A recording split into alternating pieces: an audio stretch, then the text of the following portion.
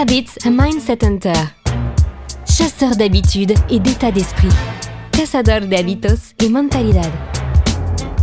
Un état d'esprit innovant pour une vie épanouie.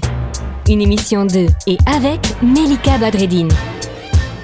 Bonjour à tous les amis. On va parler du poids invisible des traumas d'enfance. Comment ils influencent nos choix d'adultes.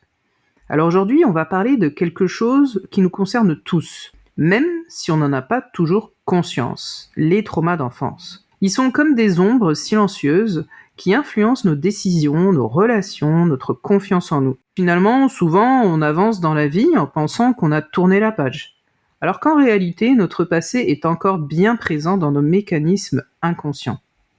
J'ai accompagné une cliente, appelons-la Sophie. Alors Sophie était quelqu'un de brillant, compétent, mais elle avait une peur paralysante de l'échec. À chaque nouvelle opportunité, elle hésitait, procrastinait, finissait par renoncer. Et ça la rendait triste. On a travaillé ensemble, et au fil des séances, un souvenir est remonté. En fait, quand elle avait 10 ans, elle avait ramené un dessin fièrement fait de l'école, mais au lieu d'un encouragement, son père l'avait critiqué sévèrement, lui disant que ce n'était pas assez bien. Cette petite phrase, dite un jour banale, était devenue un programme automatique dans son cerveau d'adulte. Si ce n'est pas parfait, ce n'est pas acceptable. Eh bien, les traumas d'enfance sont comme des valises qu'on traîne inconsciemment, partout où l'on va. Parfois, elles sont légères et puis on les oublie. Et puis, parfois, elles sont si lourdes qu'on ne comprend même plus pourquoi avancer devient difficile. Et surtout, on ne sait même plus ce qu'il y a dedans. Notre cerveau, eh bien, c'est une machine d'apprentissage incroyable, mais aussi une éponge. Quand on est enfant, notre monde se construit sur les messages qu'on reçoit de notre entourage. Et si on nous répète qu'on est trop ceci ou pas assez cela, évidemment, ces messages deviennent des croyances profondes. Et ces croyances nous dirigent, même quand on pense avoir tout rationalisé, tout réglé.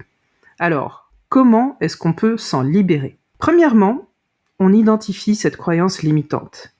Posez-vous la question, qu'est-ce que je crois sur moi qui me freine aujourd'hui ? Ensuite, on revient à l'origine. D'où vient cette pensée ? Est-ce vraiment la vérité ou juste une perception qui a été forgée par une expérience ancienne ? Troisième point, on reprogramme. Chaque croyance a une alternative. Si on vous a toujours dit que vous étiez trop sensible, rappelez-vous, la sensibilité est une force et non une faiblesse. Et dernier point, quatrième point, expérimentez une nouvelle réponse. La prochaine fois que vous vous sentez bloqué, figé, challengez cette croyance, en osant faire un pas en avant. Pour Sophie, le changement s'est fait en plusieurs étapes. D'abord, elle a pris conscience de ce programme inconscient. Ensuite, on a travaillé sur des exercices où elle devait affronter petit à petit cette peur de ne pas être parfaite. Elle a appris à voir ses erreurs comme des étapes d'apprentissage et non plus comme des échecs.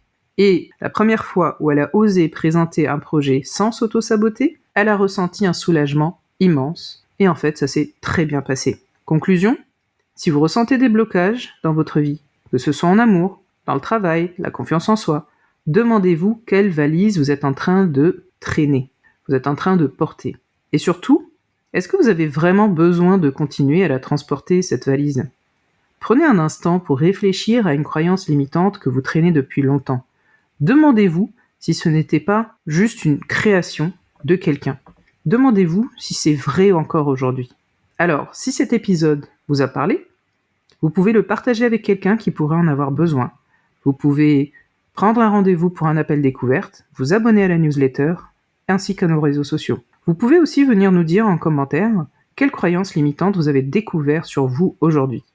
À très vite pour le prochain épisode. Cette émission est maintenant terminée et comme dit Melika, fuck bullshit, love. Retrouvez l'ensemble des podcasts de Melika sur toutes les bonnes plateformes de streaming. Infos, actu, formation, coaching, ouvrages sur melikabadreddine.com.